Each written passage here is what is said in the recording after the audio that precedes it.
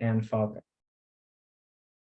There we go. Okay, so tonight's topic is how 239 days in 1912 shed light on what is happening today in the world, which is based on the project he and his team produced called 239days.com, which I highly recommend you check out. He will take us on a journey of an incredible figure who traveled in North America for 239 days in 1912. The newspapers of the time called him the Apostle of Peace. He spoke to thousands of people about the elimination of racism, peace, and the equality of women and men. His name was Abdu'l-Baha. Personally, I love Shahin's storytelling abilities, and he has a really great way of presenting, and I can't wait to hear what he has to say. So I turn it over to Shahin. Thank you, Zain. That was a big buildup. I better tell some good stories to keep people excited here. Thanks, Zain, for that introduction. I want to also thank Furuz for the invitation tonight.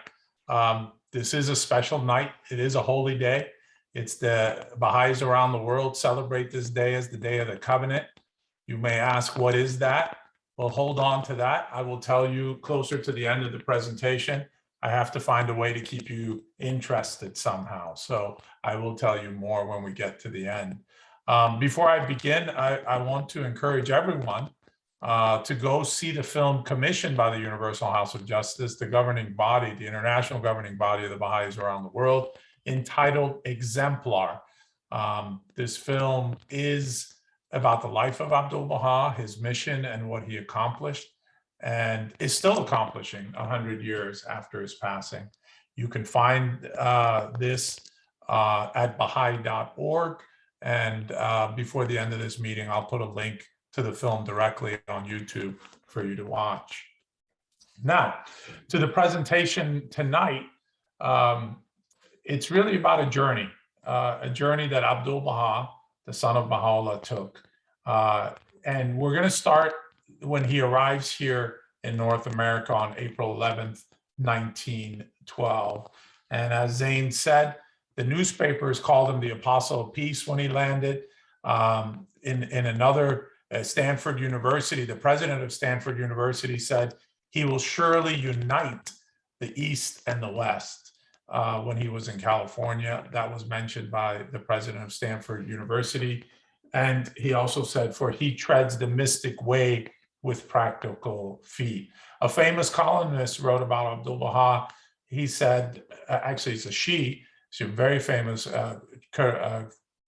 True was her last name. There's no doubt among thinking people, this columnist wrote, this man represents in great degree the growing and evolving spirit of our times. Let him visit any bank, factory, office building, church, and everything is laid aside, and eyes bulge and ears listen until he takes his departure. That's directly from her article in 1912 when she met Abdu'l-Baha. And she traveled one day with Abdu'l-Baha in Brooklyn, New York.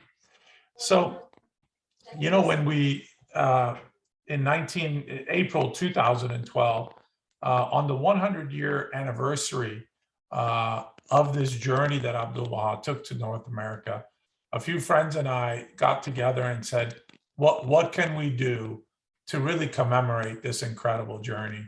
So we got together and we hired some folks. We did a lot of research about 3 to 4 months before April 2012, exactly 100 years later.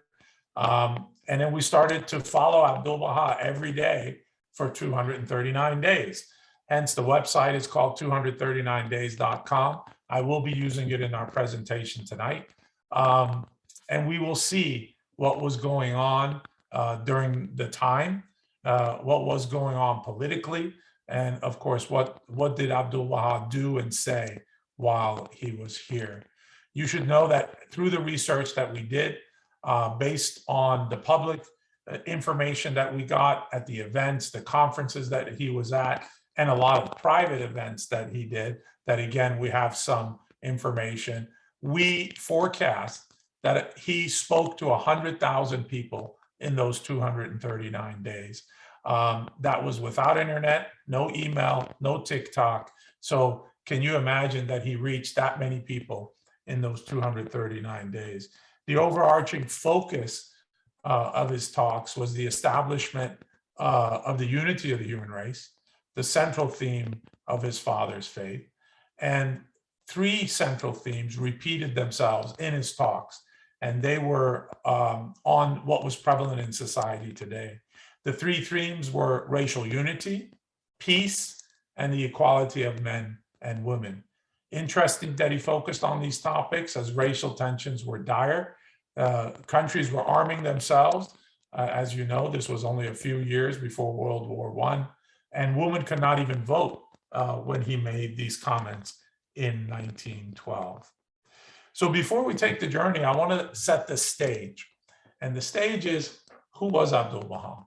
Abdu'l-Baha was born on the first day the Bab, the forerunner of Baha'u'llah, declared his mission, May 23rd, 1844.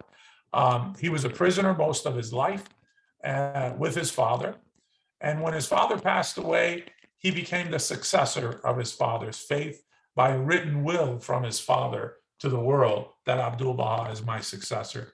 He really is a unique figure in religious history because that has never happened before. Baha'u'llah himself called Abdu'l-Baha the mystery of God. So I just want to say one last thing before we begin. He, in his own words, this comes from a quote that is in God Passes By. He who, in his own words, had entered prison as a youth and left it an old man who never in his life had faced a public audience, had attended no school, had never moved in Western circles, and was unfamiliar with Western customs and language, had arisen not only to proclaim from pulpit and platform in some of the chief capitals of Europe and in the leading cities of the North American continent, the distinctive verities enshrined in his father's faith, but to demonstrate as well the divine origin of the prophets gone before him, and to disclose the nature of the tie binding them to that faith. And I think you should know that Abdu'l-Baha was 68 years old. He had been a prisoner for over 50 years, and he starts a 3-year journey with 239 of those days here in the US and Canada. And he had never in his life given a public address, especially to a Western audience. So let's see how it went. So I'm going to share my screen here. Here we go. Before we begin, I want to show you something. When no, I can't show you because I have to show you this way. Hold on. So this is the website that I'm going to be getting a lot of my information from. Can everyone see that? Zane, thumbs up. Are we good? Can we see that? Yeah, I can see it at least. Okay, great. So this is the website, 239days.com, that I will be speaking to. And we're going to start with day one.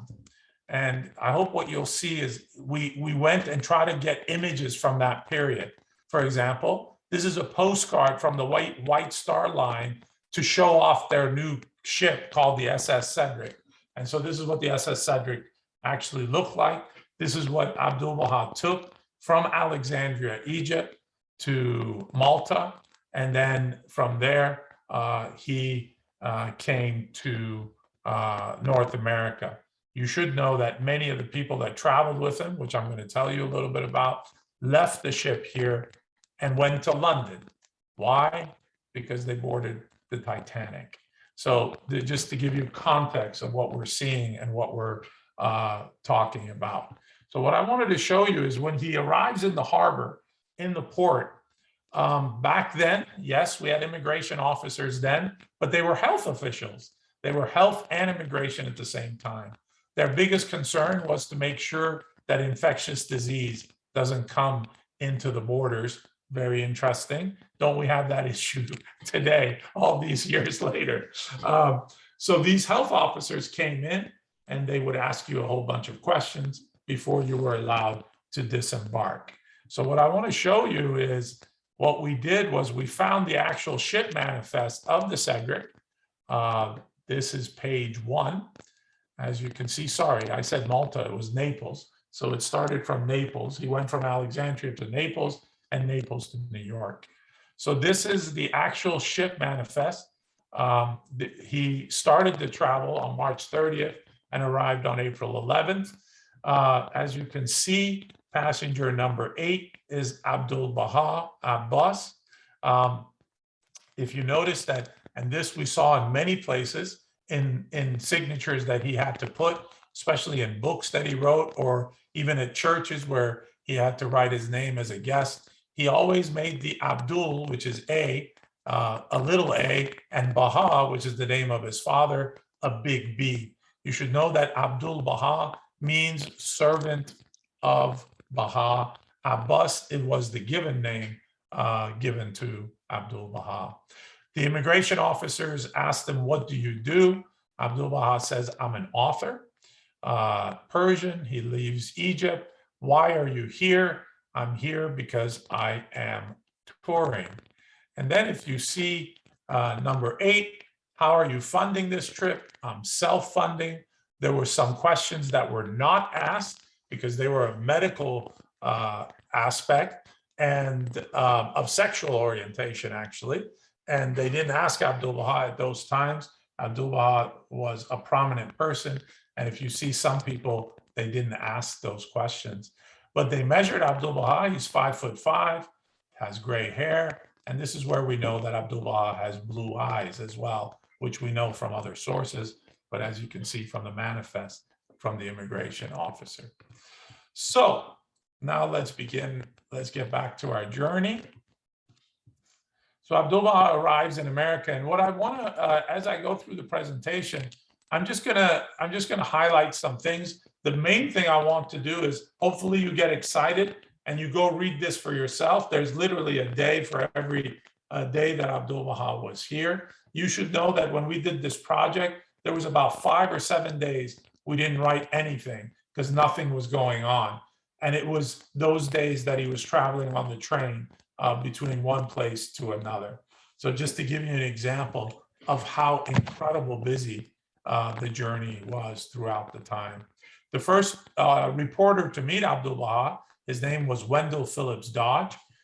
He became a producer of various plays, and eventually he himself declared himself to be a Baha'i many, many years later.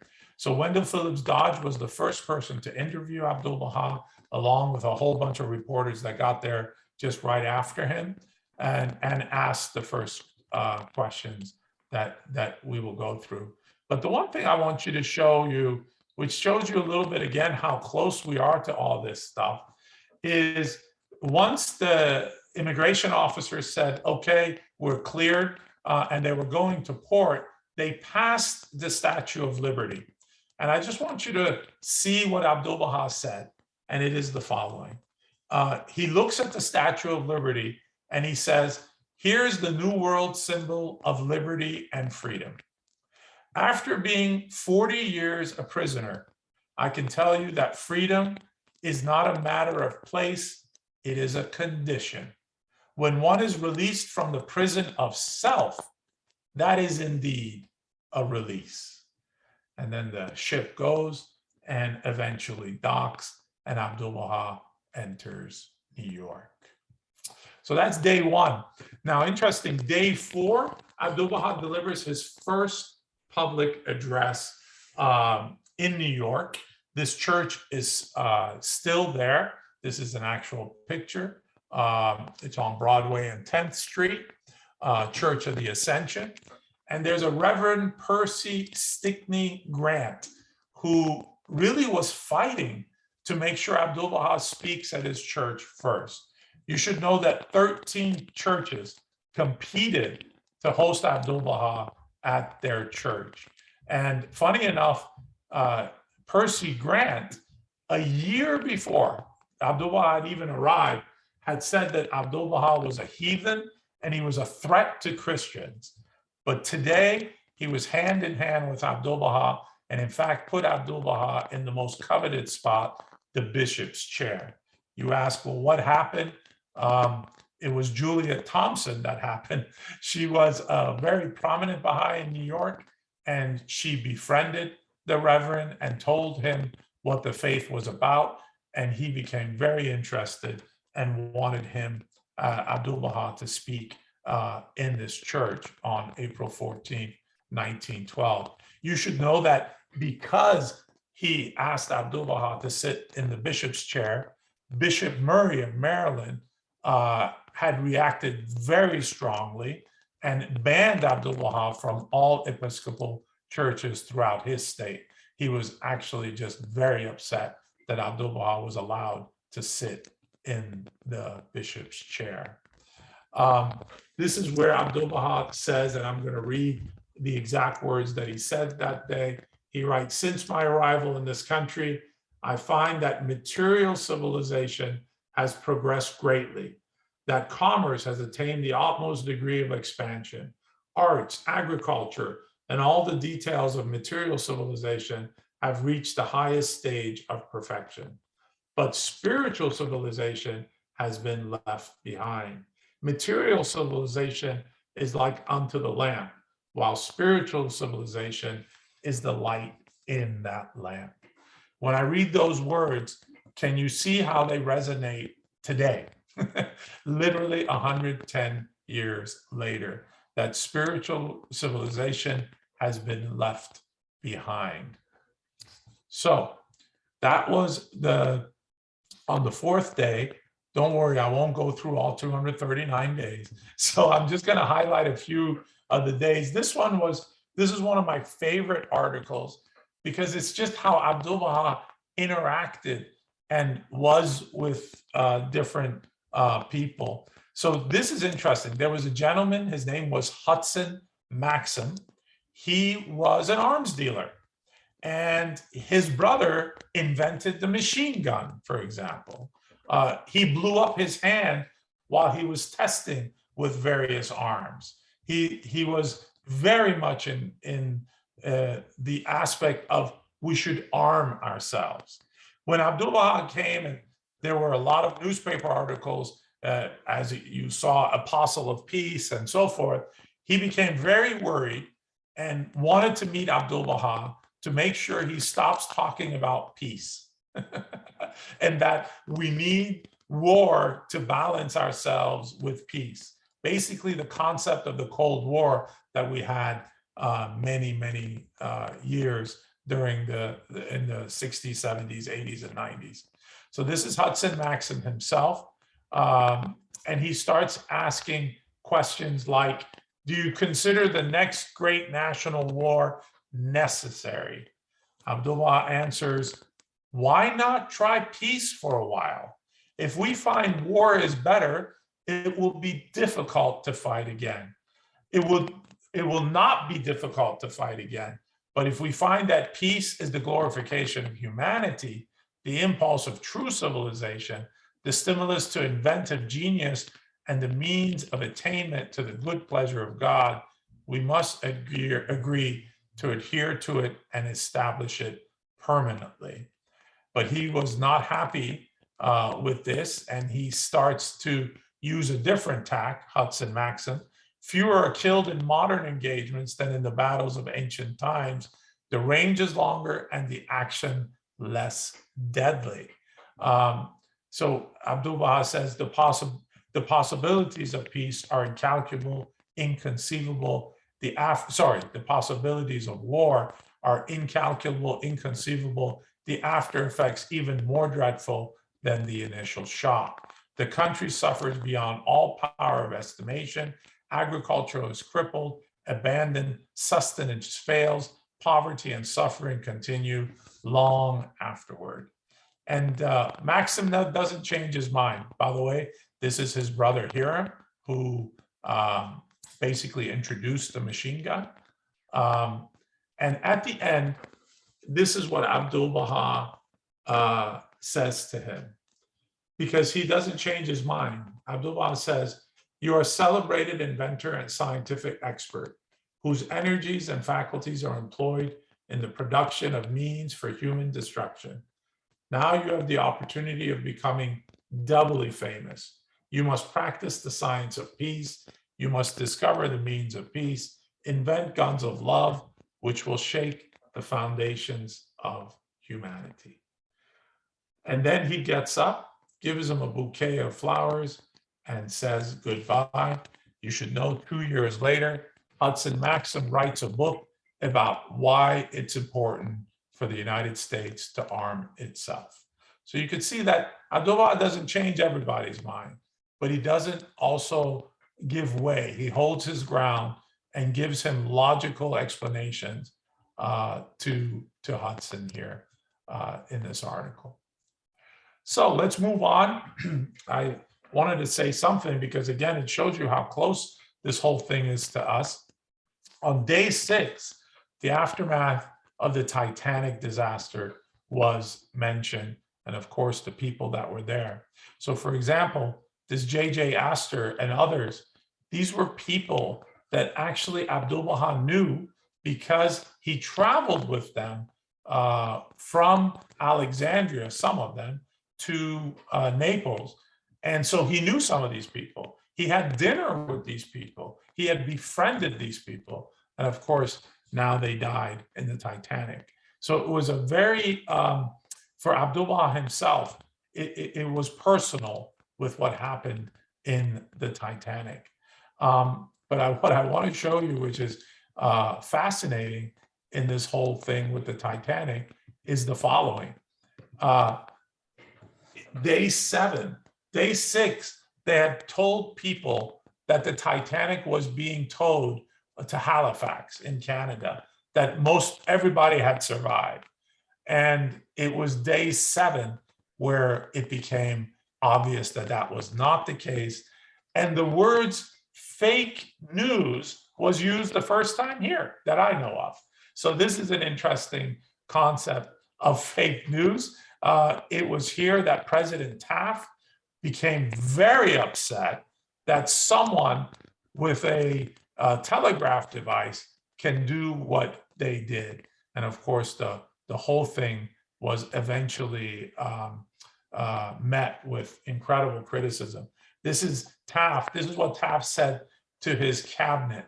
The deception of the American people yesterday in the use of wireless telegrams that are known to have had no foundation of fact for their statements was taken up and discussed. These must have been pure inventions and inventions of cruel and heartless kind. Isn't it interesting that we have the internet today? They had the telegram back then, and anyone could have used it and created what was fake news. Abdu'l-Baha himself said, newspapers are a mirror which is endowed with hearing, sight, and speech. Those who play for their own little selfish ends gives no true light to the world and perish of their own futility. So that was Abdu'l-Baha's comment when it comes to the newspapers. So that was the Titanic. And now let's go to Washington, D.C. This was a very important trip because in Washington, D.C., he started meeting the political elite. Again, don't forget, he's a prisoner. It's not something he did, but Abdu'l-Baha was a natural. Everybody wanted to meet with him, from the Speaker of the House to President Taft himself at the White House, which I'll tell you in a second. But I wanted to talk to you about day 14. As I told you, race was one of the key topics that Abdu'l-Baha continuously talked about in his speeches. So in this day, he was having a meeting with Louis Gregory. And Louis Gregory had the day before, actually we should show that, the day before, Louis Gregory had invited Abdu'l-Baha to Howard University, and 1,600 people came to this Rankin Chapel, which is still there at Howard University. And he gave a talk. He was very happy here because it was a multi-racial group. Blacks and whites were in the same place meeting. And I just want to give you a little bit of the times of what was going on in the United States when it came to the issues of Black and white. So, for example, in 1905, which was only 7 years before Abdu'l-Baha got there, they had put a gentleman named Ota Benga, who was a 37-year-old pygmy of the Mibuti tribe of Zaire. They had put him in a cage at the Bronx Zoo with an orangutan. And the article in the New York Times was, is it a man or a monkey? So this is the environment that Abdu'l-Baha came to when it came to the issue of race. And for him, he was extremely happy at Howard University when he saw 1,600 people, Black and white, together. And of course, Louis Gregory, who had arranged everything, who also met Abdu'l-Baha in 1910 in Alexandria in Egypt. So when Louis Gregory was the next day meeting with Abdu'l-Baha, they all went to this gentleman's house, Ali Goli Khan. He was the Persian charge d'affaires, and they were going to have an official luncheon at the embassy. And Louis Gregory, knowing that he can't stay, left off a back room, and Abdu'l-Baha immediately said, "Where is Mr. Gregory?" They went and got him. He brought him into the room, made him sit right next to him, and just started talking about justice. And no one said a thing. You know, it was such an odd moment and an awkward moment, I'm sure, but no one questioned it and no one ever said a thing about it. So this was one example of what Abdu'l-Baha did and talked about the subject. I promised you what happened on day 17 is Abdu'l-Baha did go to the White House. We found many sources that Abdu'l-Baha went to the White House with Mrs. Parsons, who was a very distinguished Baha'i in Washington and knew many of the political elite, and Dr. Farid, his translator. Their carriage went to the executive quarters of the White House. And as he was coming out of the White House, the chief of staff came and said the president had arrived at 4 a.m. in the morning. It was a presidential election at the time, and that he was still resting. And unfortunately, Abdu'l-Baha could not meet President Taft. Abdu'l-Baha did get back in his carriage. And this is one thing I want to tell you is he got back in his carriage. We don't have that picture here. And he went to what's called the ellipse. The ellipse is in front of the White House. If you've seen pictures of it, you'll know. And when he got to the ellipse, he got out. He got out of the carriage and started walking the grounds of the ellipse. There were beautiful elm trees there. And he just walked along the elm trees and he stopped in one spot. He looked around and got back in the carriage. Now you ask, what's the big deal, Shahin? Well, the big deal is the spot that Abdu'l-Baha stopped is where President Coolidge, that's right, it's President Coolidge, yeah. President Coolidge at that same spot started the tradition of lighting the national Christmas tree. So next time you see the Christmas tree lit, which will happen again by President Biden in about 2 to 3 weeks, know that Abdu'l-Baha was exactly at that spot. Just to give you a flavor, again, of how close we are to all this stuff. I want to tell you that what did Champ Clark, he was the Speaker of the House of Representatives, say, and he was also the chairman of the House of Foreign Affairs Committee. He said that when he met Abdu'l-Baha, he felt like he met Prophet Elijah and Moses. and that he immediately, because he couldn't meet the president, asked Abdu'l-Baha to give a speech at the joint to Congress, addressing all of Congress. And Abdu'l-Baha had to decline because that night he was leaving for Chicago to give a speech at the National Association for the Advancement of Colored People, which was a 4-year-old institution. And he was the major keynote speaker for the 4th annual conference in Chicago. So Abdu'l-Baha said no to Congress to go to an event of an association most people didn't know about, and it was for a minority group. And that's exactly what he did. And he left for Chicago. When he arrives in Chicago, he actually says he likes Chicago more. Now, you would ask, why did he like Chicago so much? It was here in this city that that Baha'u'llah and his faith in 1893 were mentioned for the first time in North America. And he himself, Abdu'l-Baha, mentioned that Chicago was put on the map because of that. And it was at the 1893 World's Fair. And back then, World's Fair didn't last a week. It was several months. And this World Fair was very significant. All the people we know now, Edison, Westinghouse, Alexander Graham Bell. Alexander Graham Bell in 1893 showed his movie projector for the first time. It was Edison who lit up the place and showed what you can do with the light bulb. So this was a very big fair. And it was, let me tell you, Reverend Henry Jessup, who introduced Americans to Baha'u'llah. And in his speech, he said the following. He said about Baha'u'llah, he said that the words which he shared with people gave utterance to sentiments so noble, so Christ-like, that he would repeat them to conclude his address.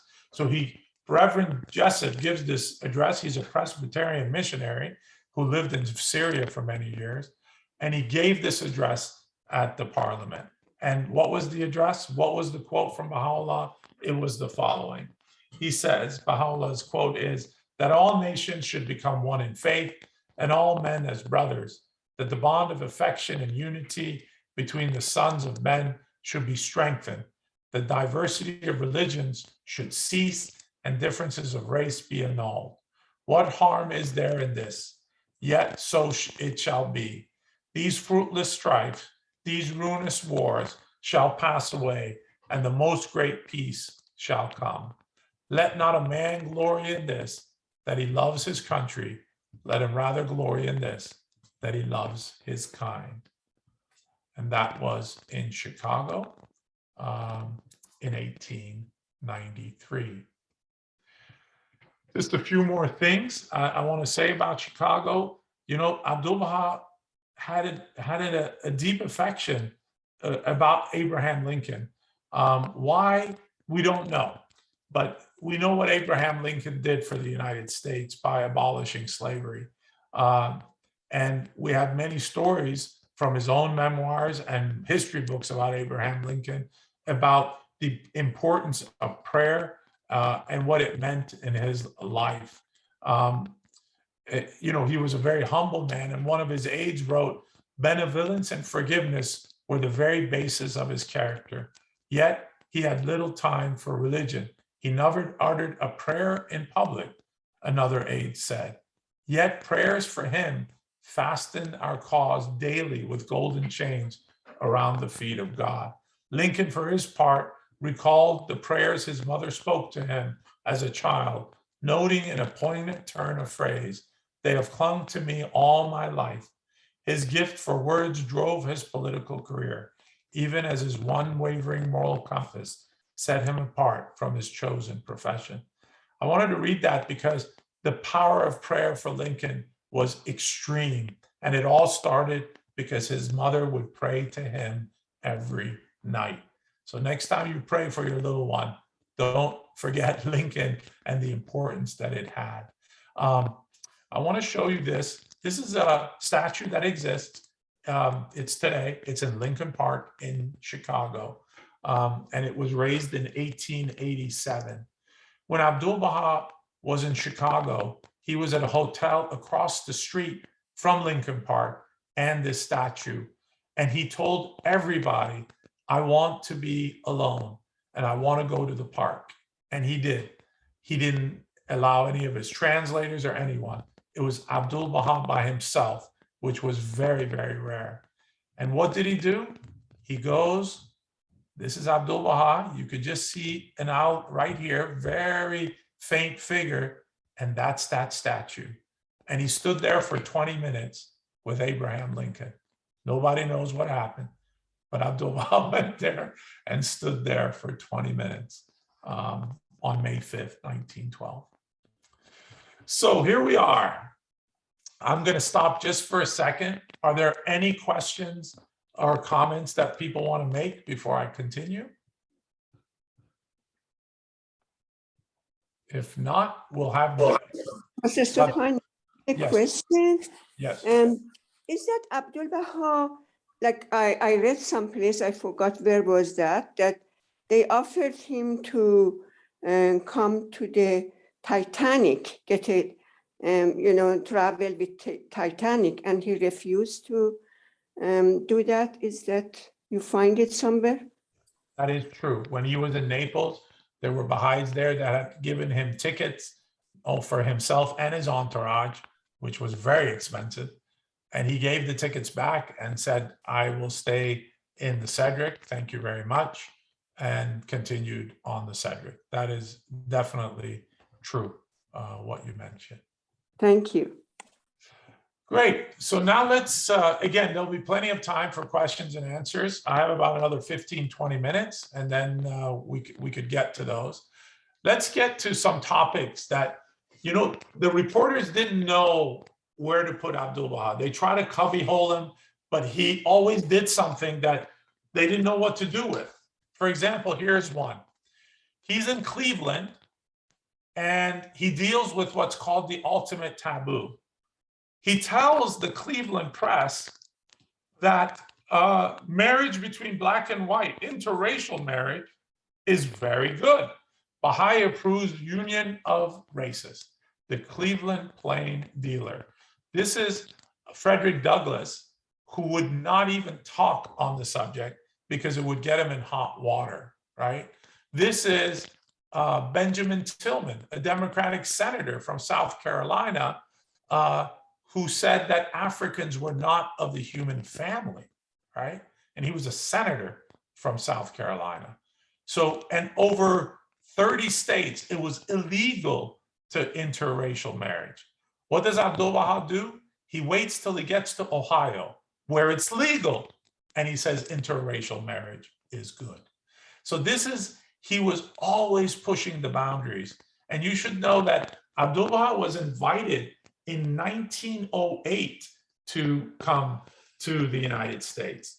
He told the Baha'is, I will not come because I know that black Baha'is and white Baha'is do not meet together. That is not what our faith is about.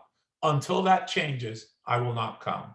So the Baha'is immediately went back. And even though it was illegal in some states, it was not of social norm. Black Baha'is and white Baha'is started meeting in meetings, which was unheard of back then. And Abdu'l-Baha finally accepted the invitation to come. So he did it by action, and he always pushed society to move on this issue. You should know that he called the issue of race in North America as the most challenging issue for North America.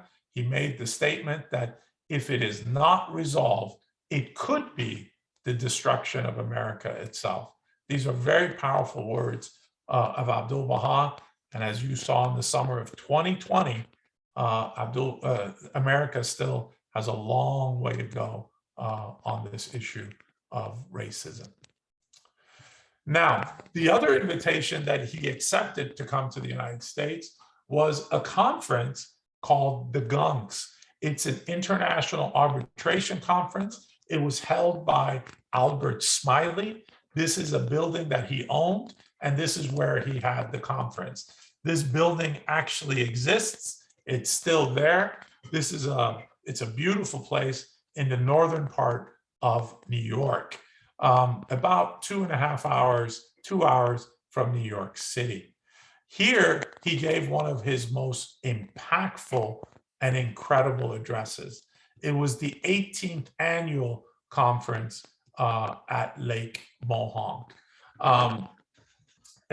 After he spoke, they gave a standing ovation and asked him to speak some more, but he had said he was tired and went on. I just want to read something from the conference. This is actually from a Reverend Frederick Lynch of the Federal Council of Churches. This is a comment he makes 2 weeks later, after the conference, after Abdu'l-Baha made the keynote address. He wrote, "The address of the evening was full of this one thing, the unity of mankind. We are in this world one. When you get beneath the different languages, different nationalities, different races, different colors, different temperaments, after all, we are one." It was, he said, the most remarkable address I have ever listened to. So this is what I would call his major talk on peace and the importance of peace. And this was the president of Columbia University, who was the other person that spoke at the conference. There were over 1,000 participants that spoke, and I'm not going to go through this, but I highly suggest this is day 34. It is in this speech that Abdu'l-Baha goes through the different stages and principles that need to be followed for peace to be established. And you can see him. The first had to do with religion.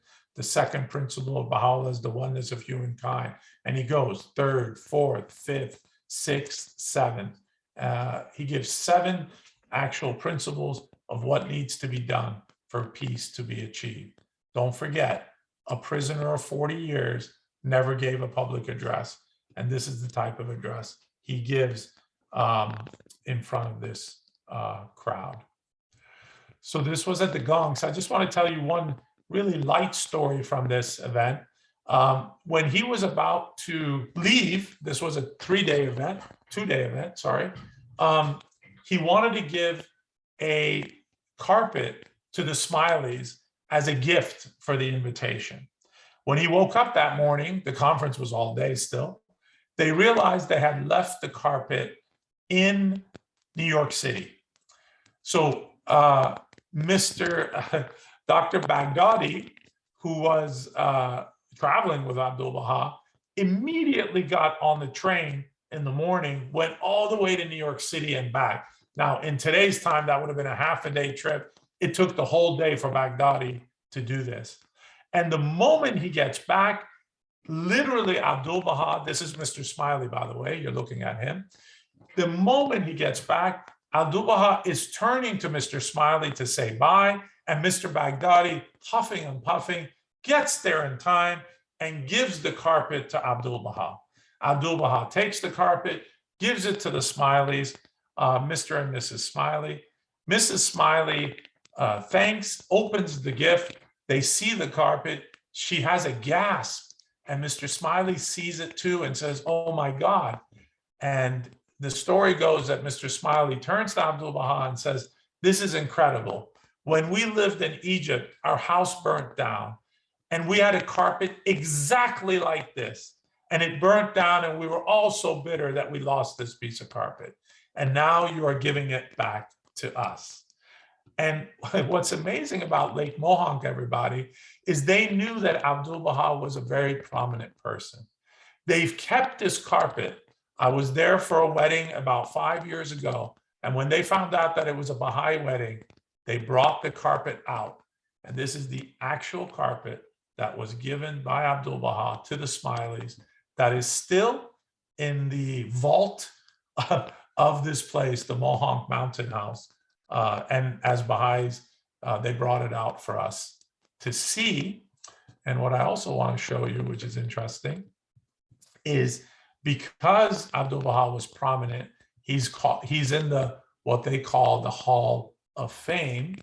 This is in the hall. These are very different famous people that came and visited this Lake Mohonk. And as you can see, Abdu'l-Baha is one of the figures that they have in the hall. So we are coming almost to the end of the presentation here. I promised to say a few words about Canada. Abdu'l-Baha spent 10 days in Canada, ladies and gentlemen. The first 3 days, they were at Mary and William Maxwell's house. This is the actual house, a picture from that house. The furniture is of the time, which is amazing. You should know that the concept of fireside, which is what we're doing, started right here in this house. Mary Maxwell had an event called Fireside, where she would bring people, she called them fireside chats, bring them around her fireplace, and they talked about different themes of the Baha'i faith, and the concept of firesides began. So this is the house where it happened. This is Abdu'l-Baha's room where he slept during the time that he was there. And this is May Maxwell with her little baby, Mary Maxwell. And it is in this house that Abdu'l-Baha said, "This is my home." And because of that statement, Shohi Effendi, the guardian of the Baha'i faith, says that this is the shrine of the West. And it is his home because this little baby you see here, Mary, married Shohi Effendi, his grandson. And therefore, they became part of Abdu'l-Baha's family. In Canada, it's amazing. He loved Canada, and he was also very surprised by the people that told him, "Don't go to Canada." For example, I'll tell that story in the next day, but in Canada, this is one of his famous statements. He says, "Be happy. You in Canada live in a magnificent, peaceful country. Be happy." And this was plastered in all of the newspapers in Montreal when he arrived in Canada. It was a gentleman named Percy Woodcock, who was on the SS Cedric with him, who told him the following, quote, "The majority of the inhabitants are Catholic," he had been told, "who are in the utmost fanaticism, covered by impenetrable clouds of superstition." Percy Woodcock, who was a Canadian, told Abdu'l-Baha. And when he got there and he saw the incredible press that the Montreal press gave to him, it became clear that Percy Woodcock was absolutely wrong. And let me just show you, these are some of the press that Abdu'l-Baha got in Montreal. And again, he was there for 10 days. And then eventually, this is the actual map from 1885 that Abdu'l-Baha had, I'm sure, so as well, of the railway, Grand Trunk Railway, it was called back then. As you can see, he makes his way to Toronto. He gets out at Union Station, is there for some time, and then makes his way to Hamilton. And then from Hamilton, he gets himself to Buffalo. And I want to just say that, you know, when I was reading this particular article, we actually went through very quickly. I want to read out all the cities that we captured really quickly. These are the cities: New York City, Washington, Chicago, Cleveland, Pittsburgh, Montclair, Boston, Worcester, Brooklyn, Fanwood, Milford, Philadelphia, West Englewood, Jersey City, Cambridge, Medford, Morristown, Dublin, Greenacre, Montreal, Malden, Buffalo, Kenosha, Minneapolis, St. Paul, Omaha, Lincoln, Denver, Glenwood Springs, Salt Lake City, San Francisco, Oakland, Palo Alto, Berkeley, Pasadena, Los Angeles, Sacramento, Cincinnati, and Baltimore. I get tired reading all those, and this 68-year-old incredible human being traveled all these places in those 239 days. I want to end with the following statement from Baha'u'llah himself.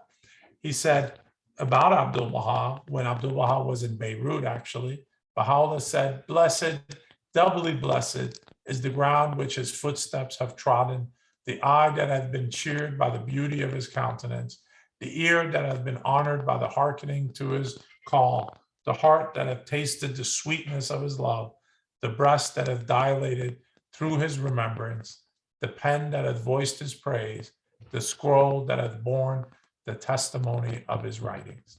So this concepts of blessed, doubly blessed is the ground which his footsteps have trodden. And Abdu'l-Baha himself says, and I think this is an important statement because tomorrow, actually Saturday at 1 a.m. is the 100-year anniversary of his passing in 1921. He says, remember, whether or not I be on earth, my presence will be with you always. Thank you, everybody. That was a quick journey of Abdu'l-Baha's trip throughout the West.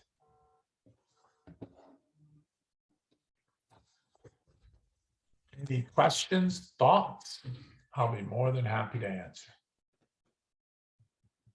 I wanted Mr. Sobhani to really congratulate you for putting together such an amazing website. But I have a question. How long it took for you for all the researches that you did for this project is amazing. Thank you for those comments. We started about five and a half months before April 11th, 2012 to start doing the research. And then we hired 4 people full-time to do it. And they stayed with us, those 4 people, basically for almost a year and a half. And we had to do the research. We even did some travels to different archives.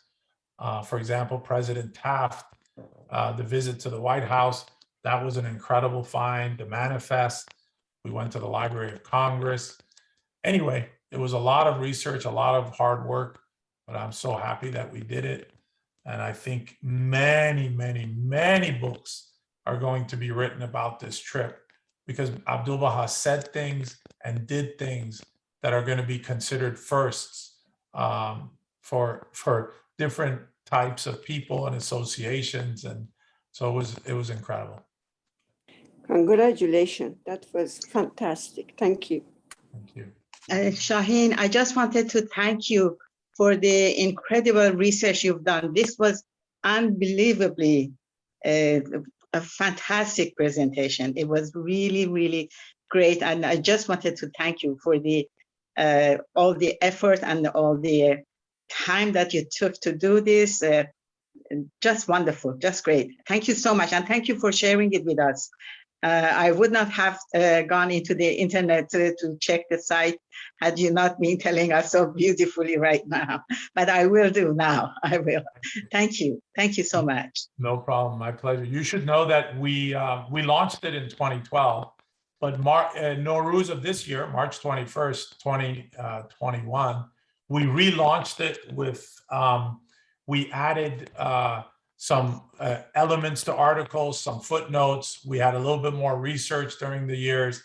So if you have 5 minutes a day, it's a wonderful, every day, those articles, they're incredibly inspiring. And at the end of the day, you know, Abdu'l-Baha says his only title he wants is Abdu'l-Baha, servant of Baha. And servitude is his station. So if you want to learn how he did it and what he said, it's a good resource to go to. I'll put the website again in the chat. You said you will tell us why this day is chosen as the Day of Covenant. I was waiting to see if someone remembered. Bravo, bravo, bravo. So why was this Day of the Covenant? I'm glad you reminded me.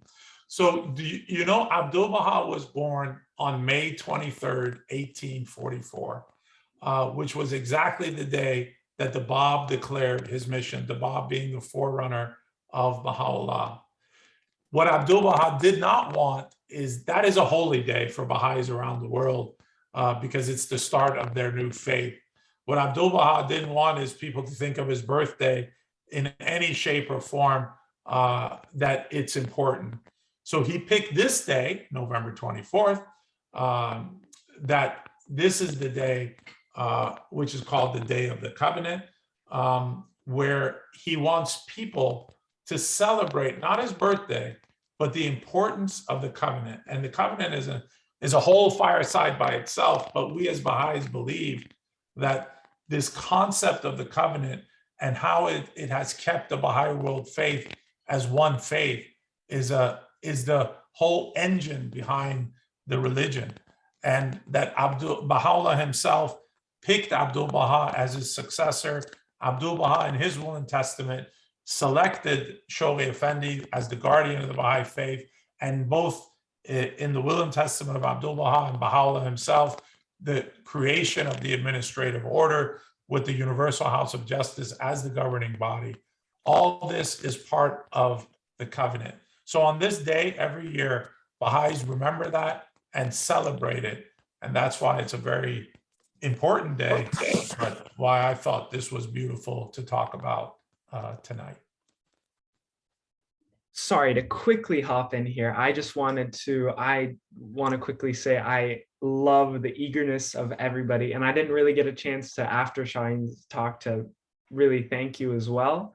So I think on behalf of everybody, thank you so much for this amazing talk. I am a huge fan personally of the 239 Days website, and I have been in, well, a group here with fantastic Maureen. She's in the call here. She's led it with her husband, Brett, and it has been a just fantastic journey throughout the website. So thank you on behalf of everybody. The eagerness of everybody didn't give me a chance to fully say, but after Shahin's talk, we have some time now, of course, for questions. I already saw some hands up, so please go ahead, feel free to unmute and just say whatever. Thank you again. Thank you, Mr. Sobhani, for this wonderful presentation. We have the 239 website in Montreal on our Unite. We have a Montreal Unite site, and we have it on that, and it's fantastic, and we've been using it. It's very, very exciting. I just wanted to mention that we moved to Birmingham, Alabama in 2000, my husband and I, and we discovered that in 2000, our marriage was illegal. And multicultural marriages were illegal. Just a few years later, they had a referendum, and 40% voted to keep it. So you get some idea of the extent of this whole situation in America. Also, if you come to Montreal, unfortunately, the shrine is closed because of the pandemic to the public. But if you come when the pandemic is finished, or we are able to do, we are having 3-day pilgrimages, and groups can come for a 3-day pilgrimage, and we will take them. We give them a tour of Montreal, all the places that Abdu'l-Baha visited, the railroad station that is not a railroad station anymore, where Mr. Maxwell met Abdu'l-Baha, invited him to come and stay with them. We also take them through the house for prayers and meditation on Montreal, the churches, the hall, and all the different places that he visited.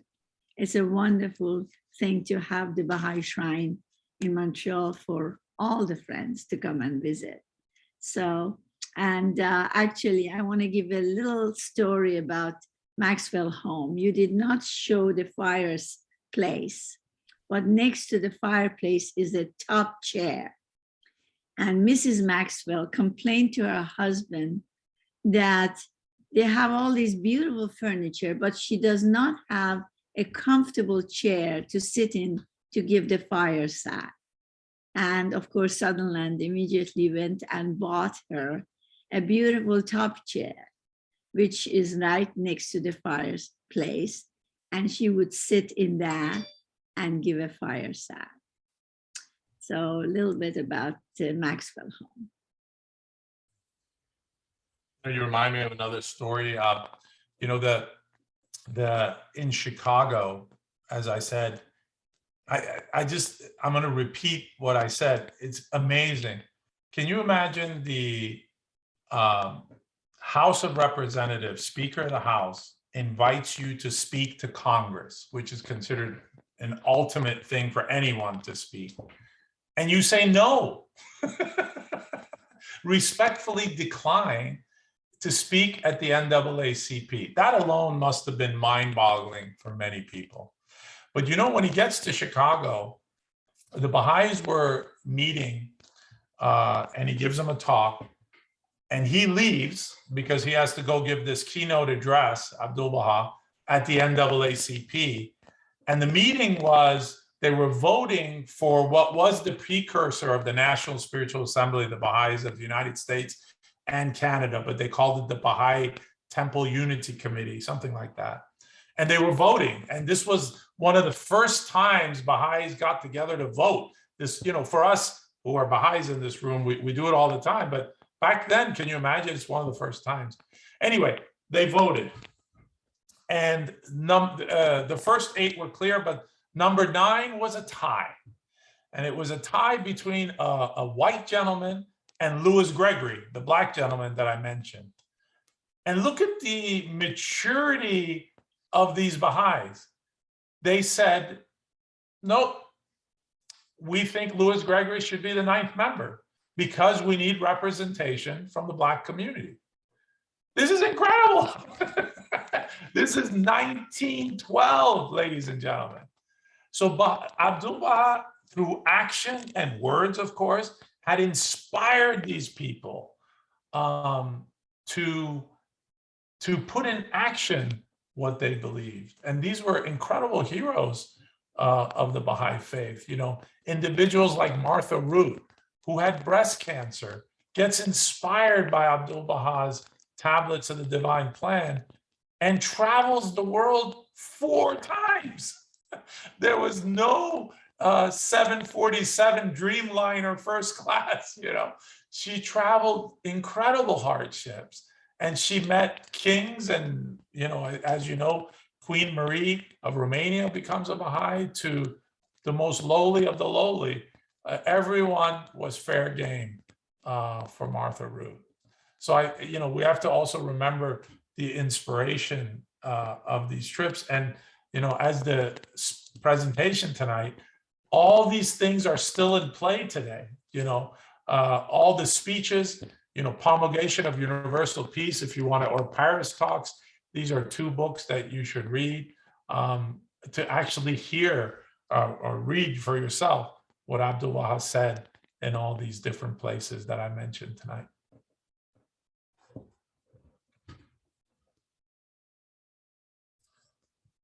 Maureen has her hand raised. I see it. All right. Well, I saw a picture of Abdu'l-Baha in Germany in 1913 with groups of friends, like a large crowd around him. And I don't know what he specifically spoke about, but I can only imagine. And thinking of the year, you know, 1913, right on the, you know, threshold of the Great War. I'm sure he was urging the participants of his talks towards unity and abandoning racial prejudice and so on. We look at that picture with, you know, the gift of hindsight, and we know what horrors lay ahead. And what we may not realize is that those words and warnings, they're equally for us now, and we don't know what lies ahead of us. And it's just interesting, right? When you piece something together, like he's in Germany 1913. Well, here this is, you were mentioning the centenary of his passing.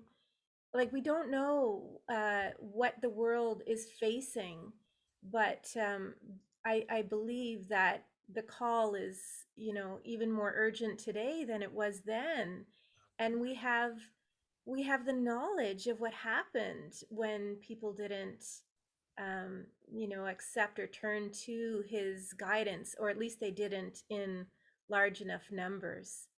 So I think this is a very important point you make, Maureen. And when we were doing the projects, you know, and that was 2012, we read things, we saw things, and we were like, were these written yesterday or 100 years ago, right? And you know, I'm researching for this presentation. You know, I'm rereading a lot of this. And I'm like, my God, you know, this is we're a little slow as human beings, you know, when it comes. I mean, we're there. You know, when you look at the news between China and Taiwan and other, the word war and possible war is still in the air, and I'm like, what is going on? You know. And I am, you know, both very fearful, but at the same time very hopeful for humanity, because there is not another choice. The analogy I always use is the world is pregnant and the birth is the unity of the human race. It's coming, ladies and gentlemen, like it or not, the baby will be born. The question is, do we want to have an easy pregnancy or a difficult pregnancy? That's really the bottom line here.